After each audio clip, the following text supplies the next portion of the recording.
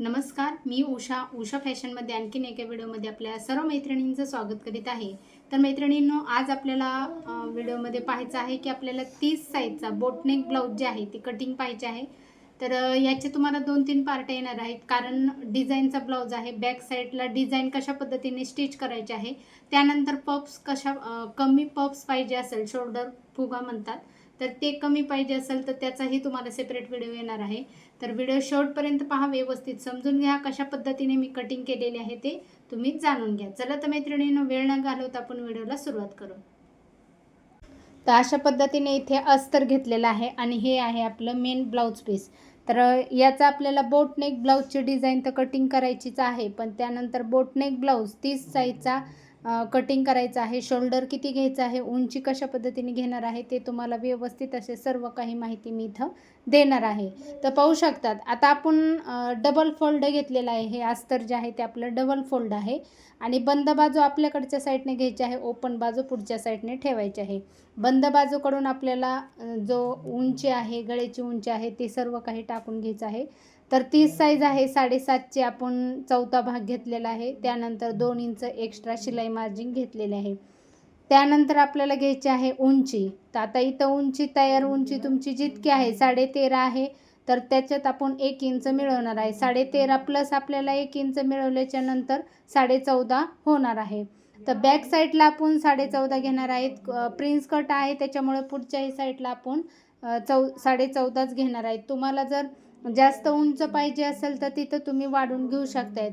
तर अशा पद्धतीने मी हे बॉक्स तयार करून घेतलेला आहे.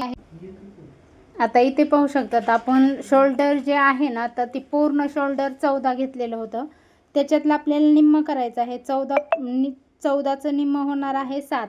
तर 7मध्ये आपण पूर्ण शोल्डर टाकणार आहे. त्यानंतर आपल्याला 3.5ची गळा खोली जी आहे ती टाकायची आहे आणि बाकीचं राहिलेलं जे आहे ते आपलं शोल्डर राहणार आहे. तर या पद्धतीने मी 3.5 इंचावर मार्किंग केलेले आहे आणि या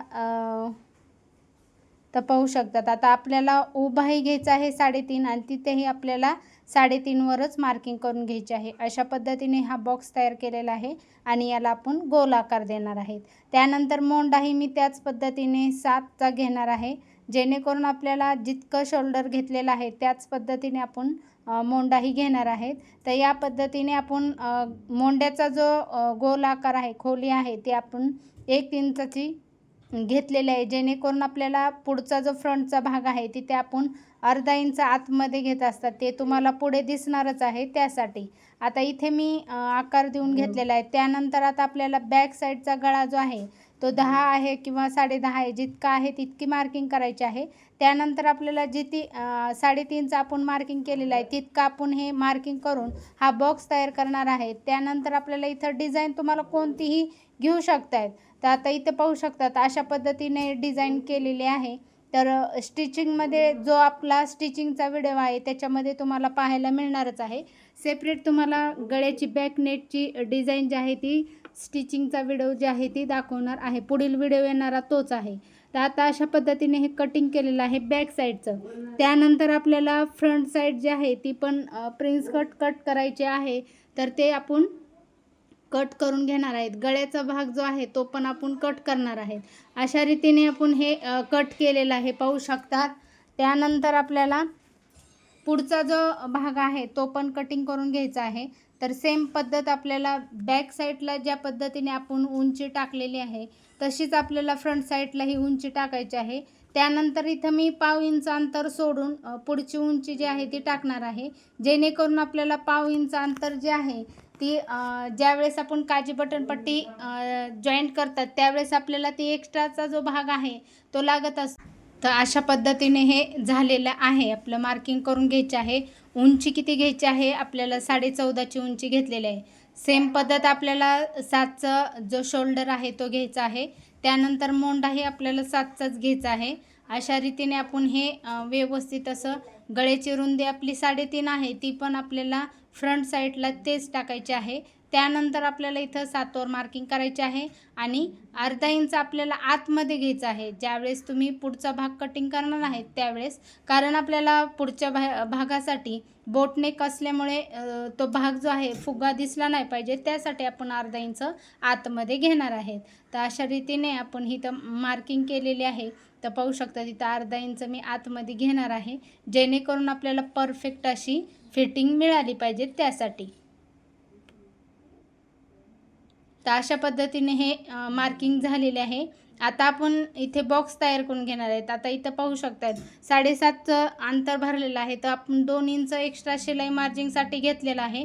तो पण आपल्याला इथं 2 इंच एक्स्ट्रा घ्यायचाच आहे, जेणेकरून आपण बॅक साईडला 7.5मध्ये 2 इंच मिळवलं की 9.5ची आपण घडी घेतलेली होती, तशीच आपल्याला फ्रंट साईडलाही घ्यायची आहे. कारण काजी बटन पट्टीसाठी आपण पुढे सोडलेलाच भाग आहे, त्यासाठी आपण इथे एक्स्ट्रा ते भाग सोडल्याच्या नंतर 9.5चा भाग घेणार आहेत.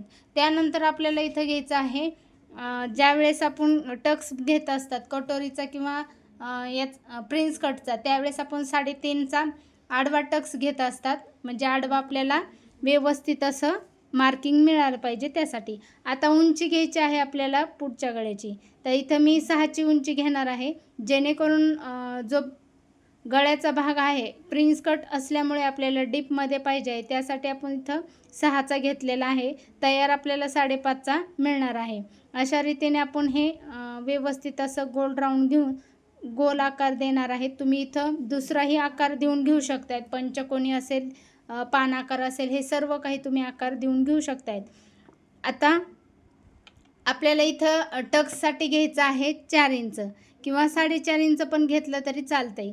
तर इथं मी जसं की आपल्याला पुढच्या साईडने जितकं अंतर आलेलं आहे तेच अंतर आपल्याला 1.25च्या अंतरावर घ्यायचं आहे. तर अशा रीतीने आपण इथे एक्स्ट्रा 2 इंच अंतर आणि वरच्या साईडने 1 इंच अंतर ठेवलेलं आहे.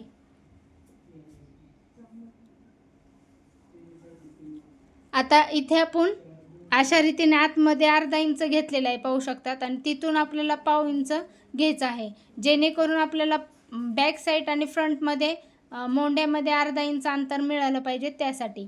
आता इथे घेणार आहे मी 1 इंच. 1 इंच अंतर घेतल्याच्या नंतर आपल्याला इथं प्रिन्स कटचा आकार जो आहे तो देऊन घ्यायचा आहे अशा रीतीने. त्यानंतर आपल्याला इथं 5.5चा अंतर झालेला आहे, तर तेच अंतर आपल्याला सेम अशा रीतीने व्यवस्थित आकार देऊन घ्यायचा आहे.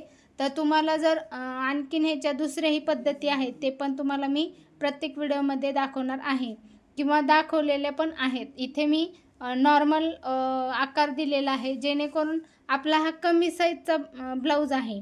30 साईज 28 साईजला जास्त असा फुगा पफ्सचा दिसत नाही आहे, जेणेकरून जास्त तो हेवी साईज नसते, त्यासाठी इथं व्यवस्थित असं कटिंग करून घ्यायचं आहे, जेणेकरून आपल्याला परफेक्ट अशी फिटिंग मिळाली पाहिजे त्यासाठी. आता हे बाहेरचा जो भाग आहे आपण वाढवलेला तो घेतलेला आहे. त्यानंतर आपल्याला मोंड्याचा जो भाग आहे तो पण आपण कटिंग करून घेत आहे. त्यानंतर आपल्याला जो खालचा प्रिन्सचा आकार दिलेला आहे तो पण आपल्याला कटिंग करून घ्यायचा आहे. तर नक्की या पद्धतीने एकदा कट करून स्टिच करून पाहू शकतायत, परफेक्ट ब्लाऊज बसतात. तर जसे की आपली साईज जशी असेल तसा हा आडवा टक्स जो आहे तो आपल्याला घ्यायचा असतो. तर पाहू शकतात इथे आपल्याला हा जो आकार आहे तो इथे मी व्यवस्थित असा आकार देऊन जो आहे तो घेणार आहे, जेणेकरून आकार दिसतानाच आपल्याला छान दिसला पाहिजे त्यासाठी. तर अशा रीतीने हे झालेलं आहे. आता आपण बाहीची कटिंग जी आहे ती मी तुम्हाला फुगाबाही कटिंग करणार आहे, त्या व्हिडिओमध्ये तुम्हाला पाहायला मिळणारच आहे. अशा रीतीने आपण आता हे ब्लाऊज पीस जे आहे ते मेन कट करून घेणार आहेत.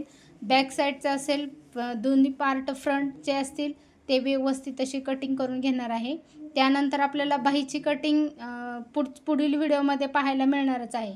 तर भरपूर 3 इंचाची 3.5 इंचाची फुगाबाही असते, पण तुम्हाला कमी पाहिजे असेल तर कमी फुगा कशा पद्धतीने घ्यायचा आहे ते तुम्हाला त्या व्हिडिओमध्ये पाहायला मिळणार आहे.